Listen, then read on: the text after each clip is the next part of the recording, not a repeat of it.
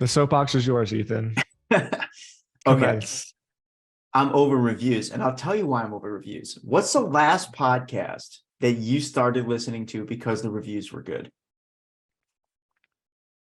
That's hard to say Because the because answer is I zero. listen to podcasts on Spotify. No, I think I have an answer. Okay. But I don't see behind the the curtain, whatever the Wizard of Oz quote is, the man behind the curtain, to know what the algorithm is.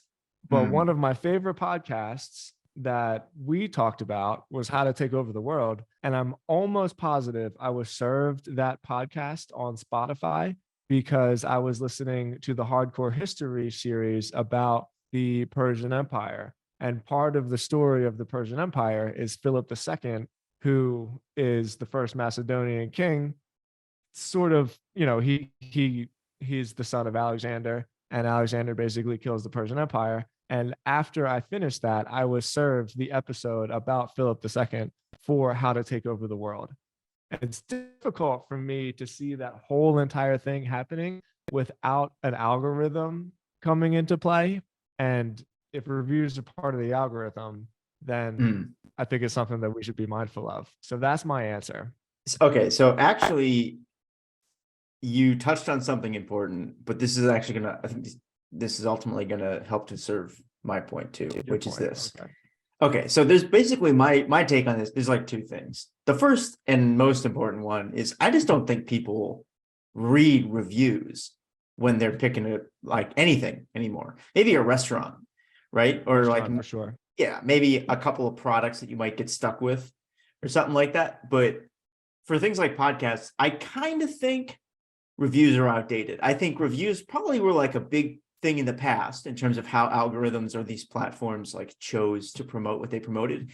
But they're all getting better now at understanding the context of what's being talked about and serving up content based on what the users actually like. And I think your story is kind of an example, right? Where it's like, Could be. yeah, like, oh, you just listened to something about this war. You might also like this, that like we know it's about. And we know that people listen pretty deep into this. So we have like all these other judges that this is a good podcast. I don't think it was because somebody wrote like a stunning review of the Persian like aspect of that episode. So this is I've been working on this slowly, and the reason is because a couple people in the advertising space have started talking about this too. Like if you talk to a lot of paid ad guys right now, they're not doing super targeted audience sets anymore. Like Matt came on here a couple of weeks ago and he was saying the exact same thing for Milk Road. And then I was talking to I can't remember his name, this guy down in Nashville who does the same thing.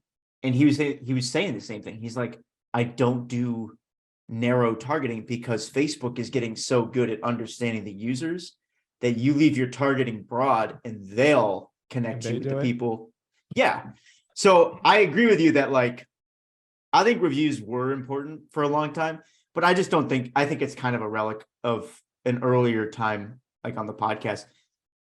I just don't see the actual use for it. Plus, nobody ever does it. You know, it's like you're like not you, but like podcast hosts are constantly saying, like, subscribe, leave us a review, and everyone's like, thanks, but like I got shit to do. So what I think we should do, like, and I'll tell you here is what I do listen to podcasts from. I don't read the reviews.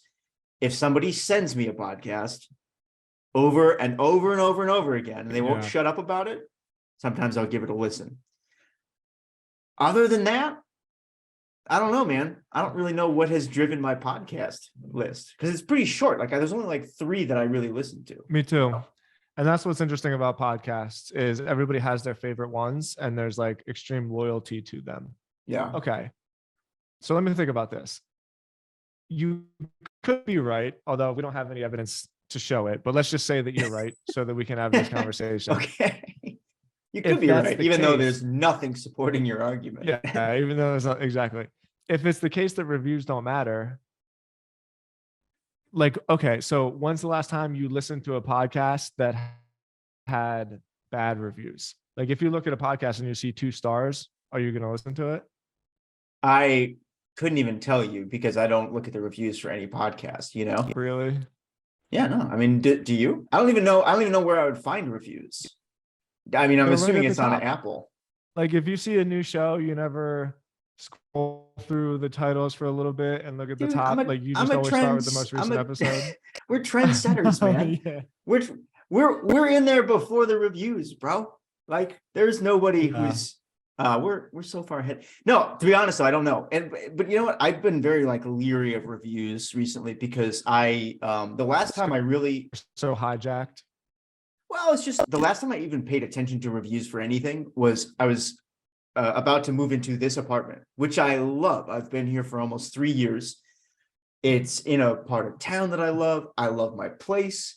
The neighbors are great. The property's great. I read the reviews and I almost didn't move here because it said that there were raccoons in the walls that had literally like clawed their way into somebody's kitchen ceiling and stolen all their food. And I was like, that just sounds like who needs that? And then but I loved the apartment so much. I was like, ah, man, that really sucks that those Yeah. reviews exist. And so then I went back and I looked up the reviews for all the other places that I've lived that I really liked. They're all terrible. And I was like, oh, you know what it probably is, man? It's like the person who leaves reviews, that's such a specific user type. And for some things, like apartments, it's only people who hate them. You know, it's like you have a bad experience, so you leave a review. Other things, maybe like restaurants, maybe podcasts, like you get people who really love it. But I don't know, man. It's just not So you know I what I don't think think it it's is? what's I hear what you're saying. There's negativity bias with reviews. The type of person that leaves reviews is usually the type of person that leaves a bad review. yeah. But I'm thinking of the opposite. Where's the positivity bias? And I think it's probably screenshots shared onto Instagram stories. If there's ever a podcast, I'm like, oh wow, or even a song, and I really enjoy this. The first, like how I show my support is I take a screenshot, and on Instagram, actually, now that I'm thinking about it, or on Spotify, if you take a screenshot on Spotify, somehow iOS knows that you're on Spotify taking a screenshot, and that little prompt comes up that says, would you like to share this on Instagram story? And if you do, it's not just a picture of the screenshot, it's a link to the podcast on Spotify as well. No way. Yeah. So I wonder, I mean, maybe it was right in front of us the whole time. Maybe asking for reviews is dumb and we should be asking for people to share our podcast on their stories. I don't know how you would track that though. Me neither. But I think that's kind of part of it too. Like we have this weird thing where, I mean, for people listening, you know, we're on Anchor, so we can see the stats every single week on listenership, and they're just going up.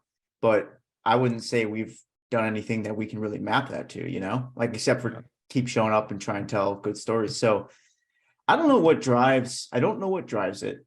I do agree with you though on that point that like if people share like a link in public, that is way more valuable than like going and leaving a review somewhere, you know? Yeah. And I think the whole thing is, I think it's just one of these social things that everybody gets used to and then stops questioning at some point. Like you see these little kids walking around who were like raised during the pandemic and they think everything is a hand sanitizer dispenser. Have you seen those YouTube videos? Yeah, it's really like, it's like funny and terrifying at the same time. Yeah. Yeah, because they'll just go up to like parking meters and like put their hand under, you know, just like random shit that they think is a hand sanitizer. Unless you stop for a second and start like questioning things that people have always done, you can just keep doing it. So That's I'm amazing. done asking for reviews. But what I will say, people listening, is if you enjoy this, please keep telling your friends about it because people are doing that and it's working. So actually I have a quick shout out. Great. To John Bardos and Dylan Redicop. And to be honest, sorry, Dylan, I'm not sure if I'm mispronouncing your last name, but you guys already know these usernames. These are John is Idea Economy on Twitter, and Dylan is Growth Currency. Both dudes are out there like helping creators build businesses. And the reason I'm thanking them is because they're the ones apparently who let Chanel know about the episode that we did. Oh, I saw that. Yeah. So thanks, guys. Thanks for listening. Thanks for letting her know, which is great. And yeah, appreciate you. Go check them out on Twitter and sign up for their newsletters and stuff like that. If you're listening to this, they're out there sharing great information as well. Yeah. Dude, what else? We got a whole bunch of stuff. I got a bunch of stuff that I want to talk through today. I'm I not got sure so much. what's.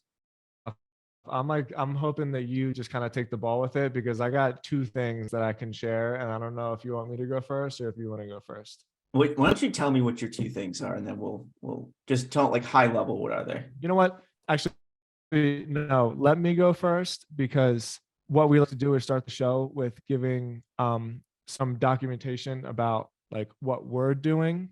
You can still hear me. It says my internet is unstable. You heard all that? You heard all that? Yeah. Yep. Heard Good. that. Okay. Real quick, too. Here is what I did. What'd you say?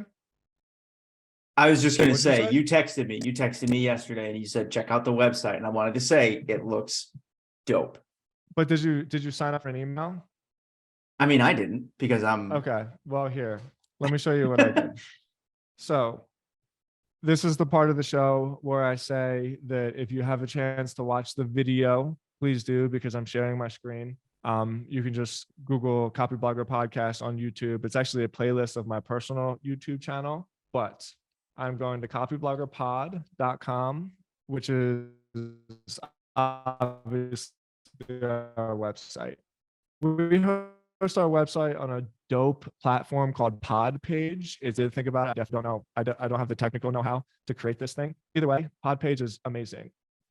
But one of the downfalls of Podpage is that it doesn't naturally give you the option to put something other than the most recent podcast episode at the top of the homepage. We call that a fold. So if you go to the homepage, the default themes, all of them, by the way, make it so that it's just the most recent episode, the most recent, post is the top of the fold, kind of like your typical magazine theme. And so it took me 2 or 3 days to figure out how to put an email sign-up form at the very top of the website. All of my websites basically look exactly the same. I like having the email sign-up form at the very top of the website. There's no reason not to. I like having the CTA within the sign-up form, so you kind of kill 2 birds with 1 stone. Like you put your main website call to action in the email sign-up form, so that the people who are signing up know what they're getting. People who are just here to check out the website know what they're getting. So this took me forever. But what I did, and full disclosure, once again, even though I've said this 80 times on this show, I'm an investor in sparkloop.app. And Sparkloop recently created a new program, semi-recently, I think about a month and a half ago, called Upscribe. And what happens is when somebody signs up to our new email address, no matter how they do it, so if they do it through this homepage, if they do it through the sidebar form, there's a pop-up that shows up on our website. If they do it through the pop-up, what happens is they get a prompt to then sign up for other suggested newsletters that are part of Upscribe. And if the user decides to also sign up for those newsletters, each one of those newsletters pays us usually about $2 or $3 per subscriber that we send them.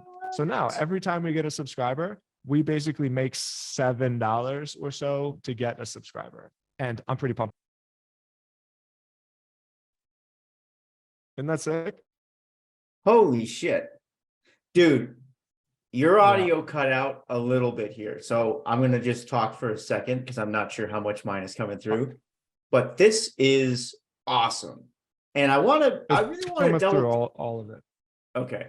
I really want to double down though and shout you out. People listening to this, Tim is like the driving force behind any financial success that this podcast sees so far.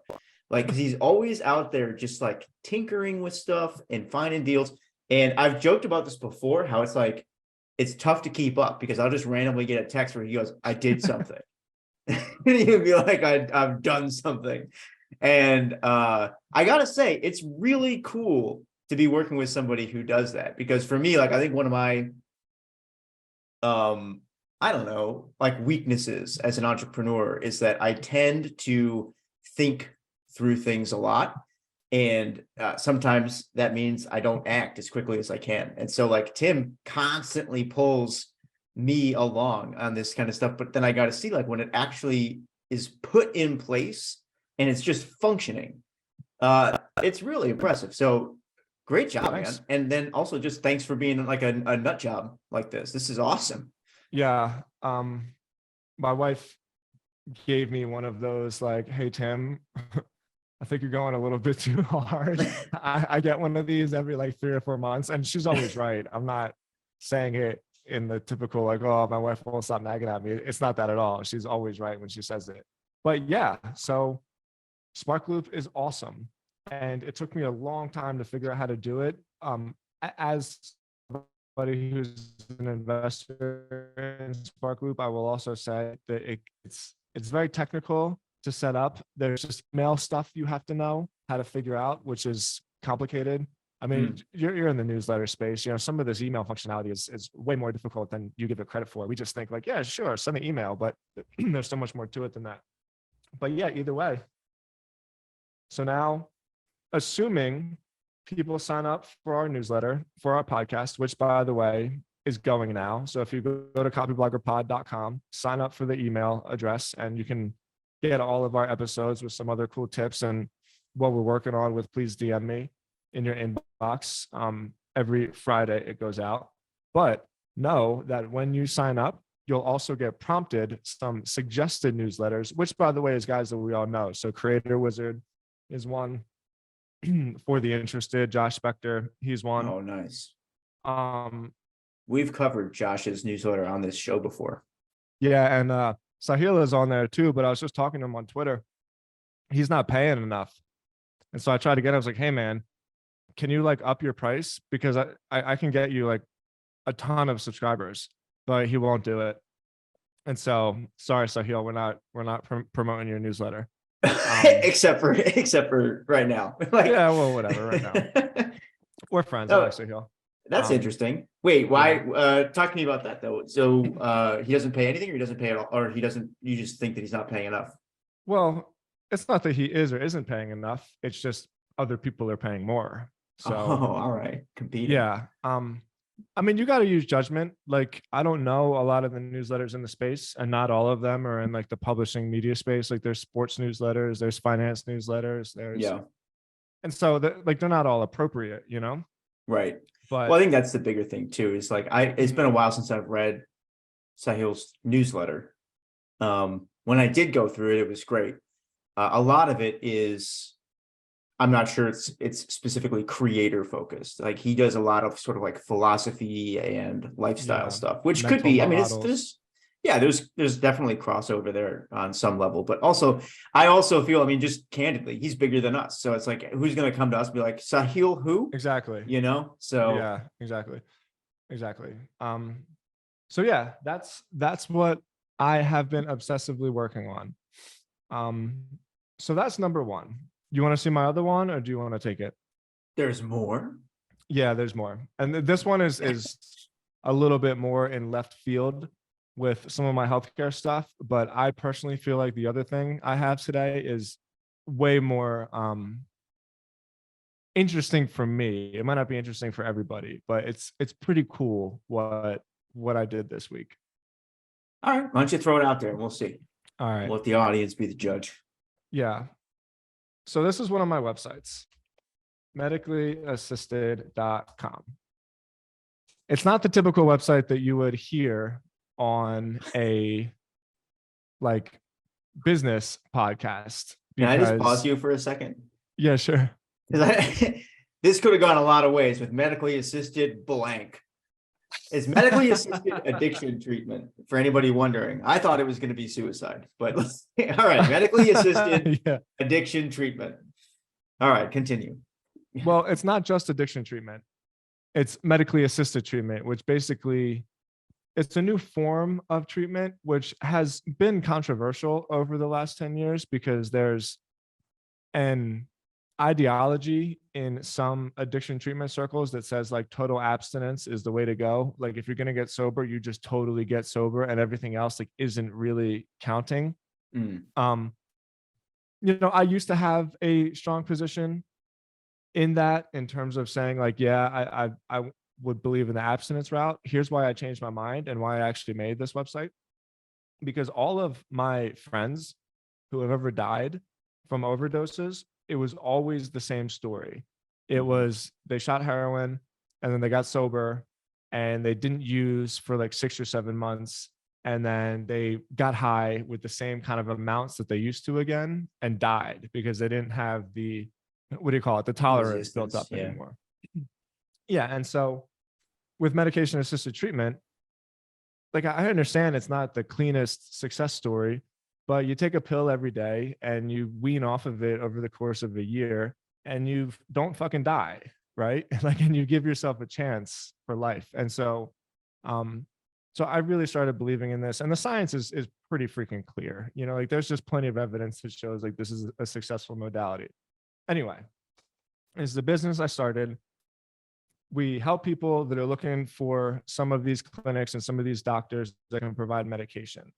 This has been a really interesting thing because this industry is very localized, whereas nobody's flying across the country twice a month to go get a prescription refilled and to check in with their doctor. And so the online aspect of this was always delivery. It was always who can be the person to get all of the state licenses, because you have to work within the state. If you're going to prescribe, you can only prescribe within that state. It's like, who's going to be the person that can figure out how to build a home delivery service for medication assisted treatment? And me being me, obsessively looking around, and I found this guy, and he was the guy who invented Pulse for LinkedIn. Do you remember that software that they used to have? It was basically like the blogging network on LinkedIn before they baked it into LinkedIn itself. He sold his company to LinkedIn. It was called Pulse. It was like their blogging network for $20 million, I think. And he used his money to fund this company, Bicycle Health. And they're fucking doing it, man. They're really, really doing it. And I've been watching this company for a long time, and I've been talking back and forth with the marketing director. It's been difficult to get this deal done just because it's healthcare. So it's way more complicated in terms of like how you can market healthcare than it is if you're marketing like a SaaS product. There's laws and certifications and stuff that you need. And moral of the story is we finally got it done. So now I am going to be more or less representing this company, Bicycle Health, on medication assisted treatment.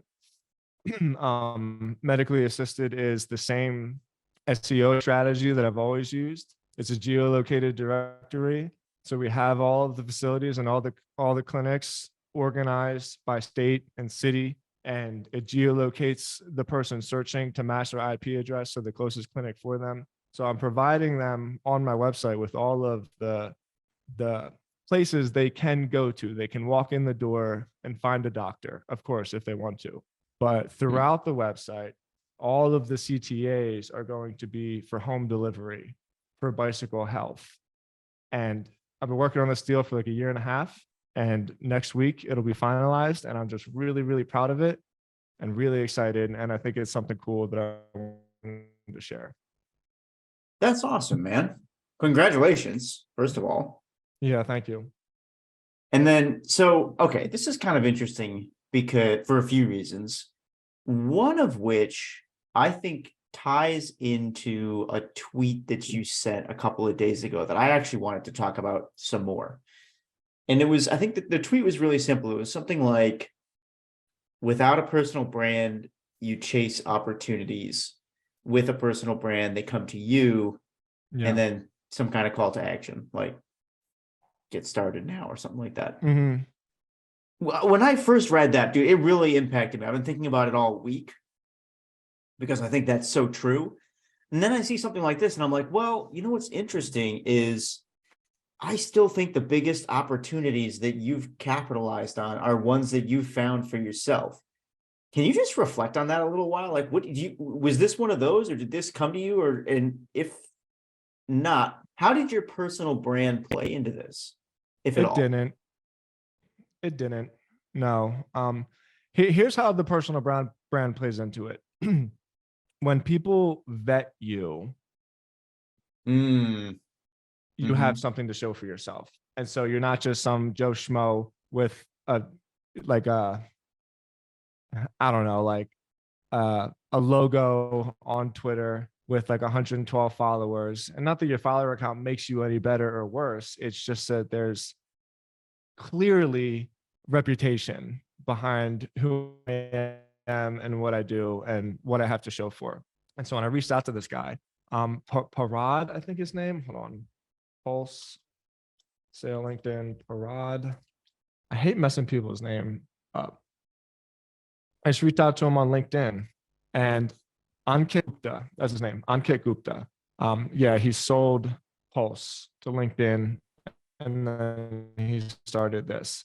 And when I reached out to him on LinkedIn, he checked me out, obviously. And Mm. since there's information about me, he responded. Whereas I don't respond to people that I don't know anything about them. And so I think that, yeah, I mean, look, the personal brand stuff, the content that I make is usually for my newsletter because I write about that in my Tim Stoddart newsletter. But don't get it twisted. The majority of the projects that I've been involved with, like you got to go get them, I believe. Mm.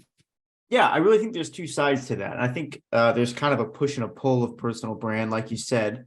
This sounds like it was a little bit more on the push side, where it's like when you're pursuing an opportunity, it backs up anything that you sort of go out and pursue, Yeah. So that's kind of interesting. The thing that I'm thinking a lot about these days is like, how do you decide what to pursue when you get to a point where you have like a lot of good options? And that was one of the reasons that your tweet stood out to me, is because I feel like I've talked about this the last couple of weeks. I've like been really busy, in part because I have not been super choosy about what projects to take on, or maybe I've overcommitted, and I'm trying to remedy that. Um, and focus more on what's important. And for me, what is important has been publishing ideas. And I'm getting better at doing that consistently. And every time I do, um, like new opportunities start to show up. And I don't really feel like I have a good framework in place yet for handling them. When it came to this, or for you, I mean, it seems like you're doing so many things. How do you think through what you actually want to tackle in terms of projects for like a quarter or something? How do you avoid getting tied up into so many things that you don't even have free time to take on something new that comes across your path that you couldn't have planned for? Well, I'm not immune to that. 2023 is all about saying no as much as fucking possible. I have a little bit more energy than the regular guy or gal, and so I think that's worked in my favor. But no, I've absolutely taken on more projects than I should have over the last couple of years. Maturity plays a role in that. It's so hard when you're young. Remember how we talked about the other day, like when you're young, you feel like you're running out of time, and when you get older, you realize the time is like so plentiful, and so I'm going through that process. Uh, so I'm not taking on any new projects at all, like maybe ever again. In this case, though, like I built medically assisted a while ago, and the problem was, like I said, the problem was that because it's not treatment, it's medication, and medication is served in clinics, and clinics are visited by people who live near the clinic. So it just wasn't feasible for me to have marketing deals with like a couple of thousand across the country. One, because they're too small, like it wouldn't even make sense for them anyway. But even if it did, like what, I'm going to logistically manage all of this stuff, and this wasn't happening. But I've known without a shadow of a doubt for 6 years, in the same way I know about the stem cell space, that the digital real estate for these search queries is wide open. It's completely wide open. And so I just have been patient. And then Bicycle Health, I discovered them 2 years ago, and I reached out to them, And we put kind of like an advertising deal together where they just put banners on the website, and we had a good case study and it worked. And so we knew we had something going on. We had to take a step back just to make sure that all of our stuff was in line and like legal, and within, especially HIPAA, there's like privacy laws on the internet when it comes to healthcare. And yeah, we got it done. So now we're good to go. You're hitting on something. I'm glad I dug a little bit here, because when I first watched you talk through this, I got the impression this was something that you just pulled together like in the last couple of weeks, like while you were also building the Copy Blogger site and doing all these other things that have been recently launched. And when you said a minute ago where you're like, I haven't taken on a bunch more, the first thought through my head was like, except all this shit. But you said something important, which is like, you found these guys 2 years ago. So here's what I want to highlight for people. I think when you get to this level, the projects and the deals take a lot longer than most people think they do. And for me, that's been one of the things that I've struggled with in terms of taking on too much, because I will stack things up that should be done in the same kind of time frame that I'm used to from like a couple of years ago when the stakes weren't as high, like the thing I'm thinking about right now is this newsletter guide. We're a couple of weeks into publishing this serialized guide to the newsletter industry. It's totally free. People can go check it out. I think if you just look up like trends.co/guide, it's up there. But we'll link it up in the show notes. Anyways, that project has been literally years in the making. And a couple of times in that process, I have been under just incredible amounts of stress because I thought about it as something that was just going to be a couple of months. And I arranged my schedule as though that was just going to be a couple of months. And then things start to like carry over onto your current to-do list. And that big project isn't done yet. And so you're carrying this huge project while still trying to do new things. And it's really difficult. So the thing that I'm so glad that you said, and the thing that I've been learning slowly over time, is just like, it takes longer to do the big stuff than I think most people think, because there's such a hustle culture that we all came up through, where it's like, you grind nights and weekends for a couple of weeks, you get your MVP out there, you start building. And that's fine for a while. But once the stakes go up, or the types of clients that you're working with hit a certain point, or even just like the goals on quality hit a certain level, you got to be thinking months to years, I think. I agree. For sure. That's a tough lesson for people to learn. I still remember when I've gone through that twice now in different ways. One was when we first started this guide, which was back in the winter of 2020 or 2020. Now I can't even remember. 2021. Was it? Yeah, because I was in Miami. All right. So no, it was 2020, because it was 2020, because it was a pre attack on the White House, or whatever you want to call what do people call it? Insurrection on the White House. Whatever it was. Yeah. Pre-January drama. Anyways, so this was literally years in the making at this point. But back then, I first started it as, the same way I would tackle any other large project, which is like a lot of research, a lot of long days, trying to get it done super, super fast. And then at one point, we just weren't going to hit our deadlines. And I was walking around listening to a book from John McPhee. And he was talking about, he's an incredible writer. He's written a whole bunch of really interesting narratives on subjects that you wouldn't think would be interesting, like oranges or something like that. And he's an incredible writer. And I was listening to one of his books on writing, and it just became so clear the amount of time that he puts into a project. And that was the first time it went through my head. I said, maybe my expectations are just wildly misaligned for the size of the project that we're trying to tackle. And then the second time, honestly, was the first time I ever tried to acquire a business. And I was trying to get the whole thing done in like 2 months, a month. And I was really nervous because I was like moving through research very fast. It was large amounts of money that I wasn't comfortable with. And finally, somebody told me the same thing you kind of said about this whole thing, where he's like, look, I have conversations with business owners for years before acquiring their companies in some cases. Like, I'll put out feelers now for somebody that I know doesn't even want to sell yet, because a year, 2 years, 5 years down the line, they might finally be ready, and then we'll know enough about each other to make that deal happen. And that, again, was just like a moment where it's like, oh, there, and this ties in with what we talked about. There's time. There's time to do these projects. So I'm just glad that you highlighted that, because I think, first of all, it's a little bit of selfishly just therapy for me, but also maybe people listening to this are in a similar position as I am, where they drastically underestimate how long these types of things take before they're really ready for the public eye. And that was helpful for me. So thanks for digging into it a little bit. I don't know if you want to keep talking about that. We can switch topics too if you want, but no, let's switch it up. Like I said, it was just something that I was like proud of. I don't have any behind the scenes of it at all. I just feel really, really good about it. It's a deal I've been working on for a long time. It's a space that like I care about, and not a lot of people hear on podcasts. And so if I get a chance to talk about it, selfish, like I always take the opportunity to do so. And thank you for your input, man. Yeah, things take longer than you think. Urgency in the action, patient in the result.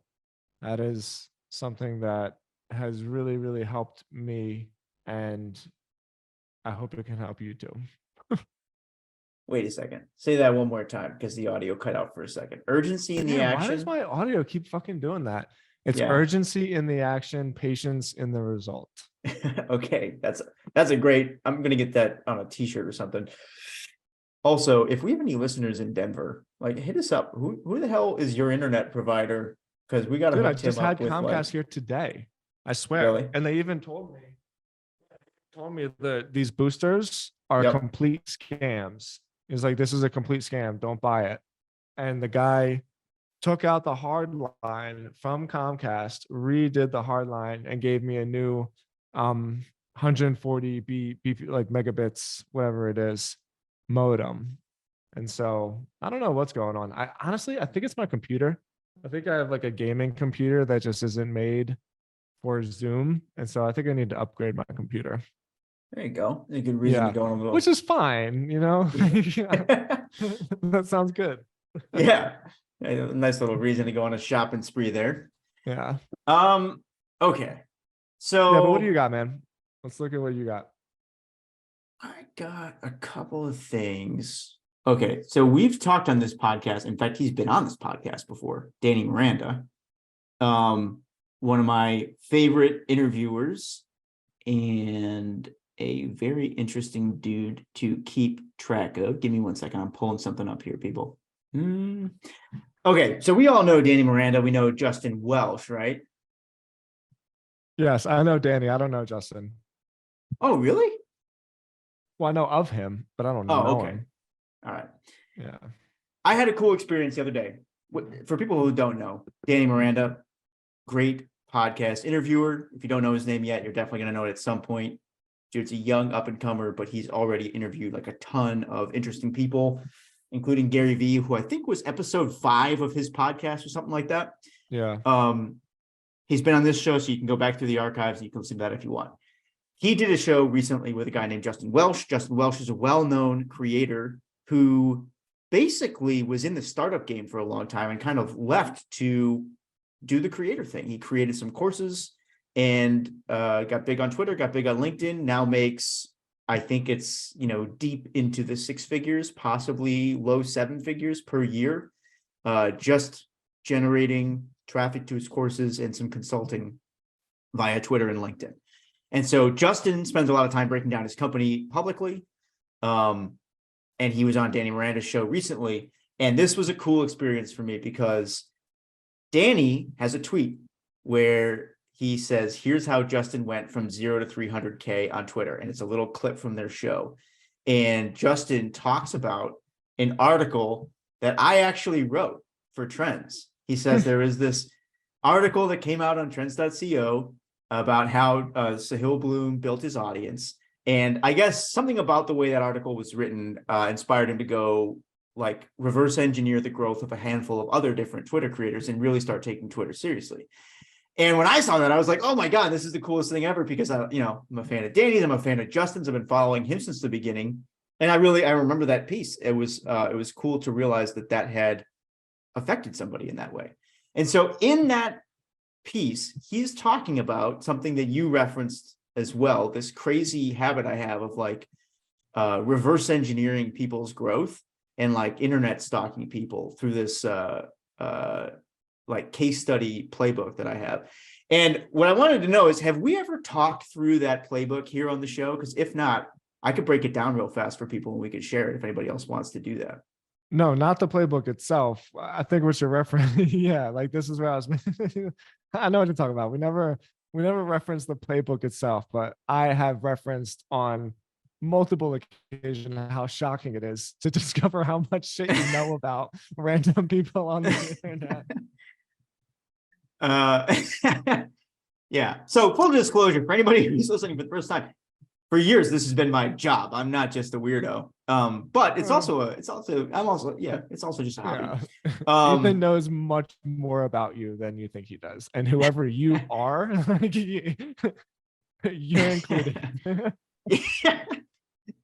So this is a habit that I picked up while writing for trends. So for the last couple of years, my job has been to basically reverse engineer the growth of different companies, creators, how they do what they do, figure out what really makes their strategy unique, and then write about it for other newsletters. And there's something I gotta grab. Damn it, did I finally clean up? The one day I finally put something away and it's like, we start talking about it on the podcast. So over the years, I've basically developed a template for when I sit down to do this that keeps all the most important questions in front of me so that I can remember to go through and do every important step in the process. Because when you find somebody and you stumble across them and you're like, oh, this person's work is really cool, it's easy to go down a rabbit hole and then spend hours and hours and hours digging into their work without any really useful insights. And so what I wanted to do real quick was just run through what the case study template is and talk about some of the high level things that are on here so that people can do this for themselves if they want. Does that sound cool? Yeah, do it. All right, cool. I'm going to share my screen. At a high level, there's basically a few pieces to this. And for people looking at my screen, you'll see a few things. The main screen is basically the case study template. It's just a huge checklist. This is so crazy. It's a big checklist of steps that I go through and then questions that I ask myself. And then in the side part here, there's a couple of things. There's like old case studies. So basically a whole bunch of people that I thought were cool. I also keep a backlog of cool ass companies. I'm not even sure what's on this right now. I guess there's one. Yeah. This is a girl. Oh, there's a YouTube video who's like a woman who's a trucker and she's killing it. So those are basically the two pieces of three pieces of the equation. There's a case study template that reminds me of all the steps that I got to go through. There's a file folder full of old case studies, right? And I keep them around so I can easily reference them. And that comes in handy in a lot of different cases, not just in my work, but also just on things like this, because I can refer back to old pieces. Like right now, if we were to talk about the Sea Hill Bloom article that I wrote, I could take you through all that data because it's all just immediately available. And then the backlog. So I have a place to drop people whenever I stumble across something cool so that I don't have to go down those rabbit holes immediately. I know I'm going to be able to capture them somewhere. Digging into the template, I think there's like 5 or 6 high level parts of it. The first is general stuff that I do for pretty much everybody. And I'll get into what those are in a second. Second area that I always look at is what I call the 0.0, which is like, how did they start? And specifically what I'll do is go way back in time. And I have a few tricks for this, but I want to see what did their work look like when they first really started putting work out. So if that's a creator, it would be like the first articles they publish. If it's a brand, I'll go back and look at the very first versions of their website. A lot of people get this wrong. They'll benchmark themselves against other people in the field who've been doing it for years. And they'll think like, oh, if I want to be like whatever, Sahil as an example. If I want to be like Tim, or if I say I want to be like Tim, I look at Tim and his website and his company and try to just build that. And that's fine if that's going to be a long-term goal, but Tim's been doing this for years. He has a year's head start on you. And so the more accurate thing to do would be go back in time and see what it actually looked like when he first started and try and just get yourself up to that level first. Then monetization. So I have some tricks for like figuring out how much money somebody is making. Growth and marketing. This is probably the part that most people are most interested in, is like, how do they actually get the word out? And then some stuff about like operations. How do they structure their company? And then a critique. So I'll dig into each one of these really quickly. But the way that well, I'll pause there for a second. Do you have any questions about this as we go? No. Just keep going. Okay, cool. Yeah. All right. So the general stuff is really simple. For people who are interested, there's a couple things I always do. I always go to Crunchbase and I will type somebody's company name in there, and I'll read any news that comes up on them. And by the way, a lot of this, one of the reasons I have a checklist is because the real process is just, it's literally just sitting down and consuming a lot of stuff on a company in a fairly well thought out order, so that you're not just chasing leads all over the web. You are curating and consuming a set of information that you know is going to lead to interesting or useful outcomes. So on the general side, I'll always go to Crunchbase and I read any news that is there related to their company. I also type the founder's name and I read like as many of the resulting interviews as I possibly can. That's usually like 6 to 10 on the top end. Beyond that, you'll start to see a lot of the same answers start to pop up. So, I don't really go much further than that. Like 6 to 10 interviews, if they're available, I'll read them all. Then I look at the founder's social media and blog to see what they're into at this time. Especially if you're getting ready for an interview with them. That's one of the most interesting ways to find questions that people haven't asked them inside of those interviews that you've read. And then the last thing, if this is a company, have they published their main goal somewhere? And then I'll start to assess how realistic I think that goal is based on the other things I learn as I go through this industry analysis. So that's the general stuff. You read all that, you're going to have a really good idea for like most of what follows, but also who somebody is, what they're after, how they think about their work, that kind of thing. Now, if you really want to dig into the nitty gritty, that's where these other sections come in. So V0.0, a couple of tools that I'll use for this. One is the Internet Archive. You just go to archive.org. You can plug any website you want in there, and it will show you old versions of it. So just roll all the way back in time and look at the earliest versions of what they do. For Sahil, this was kind of the tricky part for reverse engineering how fast his Twitter audience grew. For big names on Twitter, you can plug their Twitter URL into that archive.org tool as well. And it will show you snapshots of their Twitter page over time. And then you can just look at the follower count. So that's how I charted how fast his audience grew. So archive.org is a big one. But then I'll also look at how they get their early funding and any stories I can find about how they landed their first customer. First customer story is a really good one, because cool. Yeah, it's also a great question to like ask an entrepreneur, because a lot of times people will be like, oh, well, where'd the idea come from? Or how, like, they'll say like, how'd you get started? Something general like that. But if you really focus somebody's attention, be like, tell me the story of the first customer you ever got. Like, just listen to the difference. Like Tim, for Stasi, can you tell me the story of the first customer you ever got? Oh yeah. Who was it? Can we do right now? Yeah. Just real quick, like what's the like 4 or 5 sentence version of it? It was a husband and wife couple who had an all-women's treatment center in Fort Lauderdale. The husband was a German physicist with like 4 PhDs, and the whole entire time we were trying to pitch this meeting, all he was talking about was Alzheimer's and the fact that there's studies that relate Alzheimer's to like dander on cats, and how felines, dude, he was out there. You could not get him to stop fucking talking. I was probably at this place for like 4 hours, and his wife was just looking at him like, dude, stop talking. And then finally I was just so exhausted. I was like, do you want me to, I was like, do you want me to do this or not? And then I got the deal. That's incredible. Yeah. Did not expect that actually, but Yeah. hopefully people listening will hear like there's a difference there between me being like that or me saying like, oh, how'd you start your company? And both stories are interesting, but you're going to get a lot more out of somebody if you ask them something more specific like that, you know? So that's amazing. That's a little bit about how they start. Monetization can be a Here little it is. trickier. Cat parasite is linked to Alzheimer's.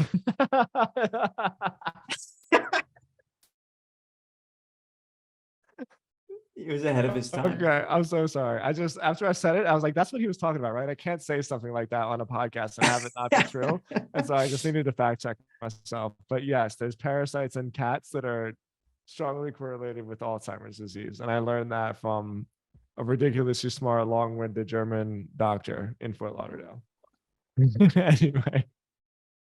And if we wanted to, like, we could dig in deeper on like how you structured that deal or things that you learned there, things that you changed. No, not we're not going to. But what I'm trying to express to people is that when you start with that story, it gives you a whole bunch of avenues to keep digging with somebody so that you can learn more about their company, you know?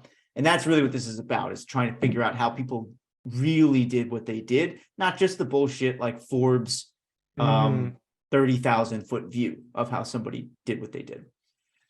Growth, monetization is a little bit more complex. I probably won't get into that now, but there are some tools that can help with this. Others is, I mean, you can just ask people how much money they make, or you can make some industry guesses. One more thing that's really good though, and this is part of the reason that I read so many interviews, and I've mentioned this on here before, people will share information from 2 years ago. They won't share last year's numbers. They won't share this year's numbers, but they'll say like, oh, you know, back in 21, we did X number of dollars and we're growing at X%. If you track down enough of those interviews over time, you can map exactly how much money they made. Do you really find that to be true? People don't share this year's numbers? It depends on who you're talking to. A lot of startups won't. A lot of startups won't because it's an optics game, right? Like if your numbers aren't crushing it year over year yet, they just won't share them. I'm thinking specifically about a story I did on a last mile delivery service where I read like a dozen interviews with the founders and a couple of times. Business. What's that? Terrible business. Last mile delivery. Yeah. It's a tough gig. Mm-hmm. I read a couple of interviews with the founders, and in each case, they absolutely refused to share their most current numbers. But they would share the numbers from last year. And so I just, as soon as I realized that pattern, I was like, oh, wait a second. And I just tracked back across a couple of articles to get to what their growth looked like year over year. So, yeah, a lot of people won't share. Some people, you know, some people will, but Sam is actually really good at this. If you like watch old HustleCon videos on YouTube, he's really good at digging in with people and getting them to share information that they might not be comfortable sharing otherwise. And there's a couple ways that he does that. For an interview setting, one is to like lead with vulnerability. So if you're willing to talk your numbers, other people are usually willing to talk theirs.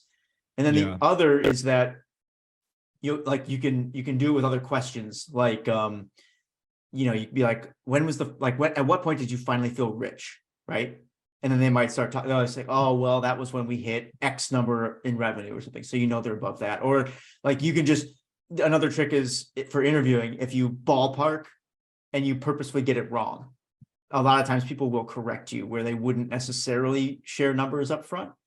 But they could be like, "Oh, well, you know, we grew at this much last year. Like we grew 50% last year." You'd be like, "Oh, wow, so that's got to be like what, like $5 million or something like that."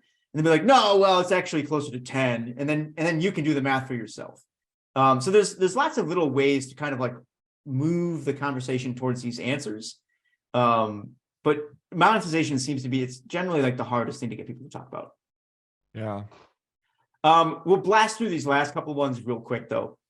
Growth of marketing, that's a lot of just analyzing what's already out there. I think one of my favorite things to do is go to the Facebook ads library Totally. And then you just start, there's a couple things you can do there for people who have not seen that resource yet. You just Google it, Facebook ad library. You can type in any brand, you can see all their active ads.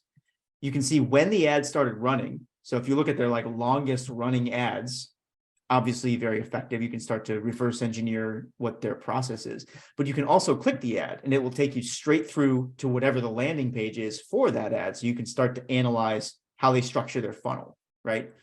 And then if you really want to get into it with somebody that, like if you're studying a competitor or something, sign up for their mailing list, see what they're sending people, see what it's like to unsubscribe. What does that process look like? There's a bunch of stuff on the operations side. And then this is the operations thing is like the last thing that I'll typically do. And then I'll talk about this critique in a second, because this was actually kind of a new thing for me, but operations is like, how do they build it? How do they build the company? And a couple of fun things to do here. Like one would be to review their hiring page. People will say a lot about what their priorities are in a company, but the hiring page really reveals it, right? Like, you know what they're going to do if you know what they're hiring for. And then the super sneaky little hack is to plug the hiring page into that archive.org page and then and review how it's changed over time. Because you'll see things like way back when they first started, what were the first roles that they hired for? That's important, right? If you're going to start a company in a certain space, you might want to know what the build, like what does the plan look like for building the team over time? You can also figure out like what roles are hard to keep filled that they continually hire for. You know, I've seen companies that are like always hiring for a VP of ops or something like that. And it's like, oh, okay, it's just a hard role to keep filled. That's a way to do that. Now, the last thing, and I actually don't do this very often, but if I were a founder in this, in any space, and I was like seriously considering deploying real capital to it, I would do this. This section is focused on identifying how likely certain competitors are to be successful and where the gaps are in their strategy. And the way that I built this out, there's a lot of questions in here, like what's their stated mission? Is this possible? How's their EBITDA versus their projections? How long can they last with the cash on hand? What chunk of their market is really up for grabs? There's a whole bunch of stuff in here. The way that I structured this is my favorite thing to look at for people who are interested is short position reports. So there's a group out there called Caresdale Capital, and you can see this. I have a whole bunch of their short position reports, like all marked up. And what they do is they, they're, I don't know, they're like a hedge fund or whatever. There's some kind of fund. And they have long and short positions on certain companies. And when they have a short position on a company, they publish these reports. And they are so good. The research is fantastic. Like they'll talk to experts in the industry. They'll talk to ex-employees. They buy like these $10,000 or $15,000 reports on a particular industry and break it down. And so I read like one or two of them, and I was so fascinated with the voice. The other thing that's interesting about this is that these short position notices are designed to try to sway you in a certain direction. So they're written with like real voice behind them. So they're really entertaining and stuff. Anyways, I deconstructed the way that they do these, and that's where this critique section comes up. A lot of the questions in that section are kind of the reverse engineering of their reports. Yeah, but it's like, it's until I read their reports, I hadn't really thought as critically about whether or not a company could do what it wanted to do. I would always just study like, oh, how have they been successful so far? But there's a whole critical side to it too, which is like, is this actually going to work? And I think these financial firms that are potentially taking long or short positions, they're incentivized to get that right. And so they're just, I'm not saying that they are right, but I'm saying that they're really interesting. It's interesting to observe their thinking on it. Yeah. And it's not like an S1 filing where you can't have voice or anything in the document. It's there. It can be persuasive and take a position. So I think that's really cool. Yeah. I mean, like the title on this is literally Astra Space Inc. headed for disaster, which is great. So anyways, I wanted to get that recorded for anybody that is interested in nerding out like that. And Yeah, very cool. we got a Google Doc too that we'll link off to if you want a copy of some of this stuff. Awesome. Well, don't leave us a review. Take a Don't leave us a screenshot. review. Take a screenshot and post it on Instagram. I have an Instagram. It's Tim Stoddart with 2 Z's. I don't think you have an Instagram, Ethan. I've looked at you before. No. Well, don't tag Ethan. You can tag me though. I'll take the tag. And You can tag me. My Instagram is at Tim Ferriss.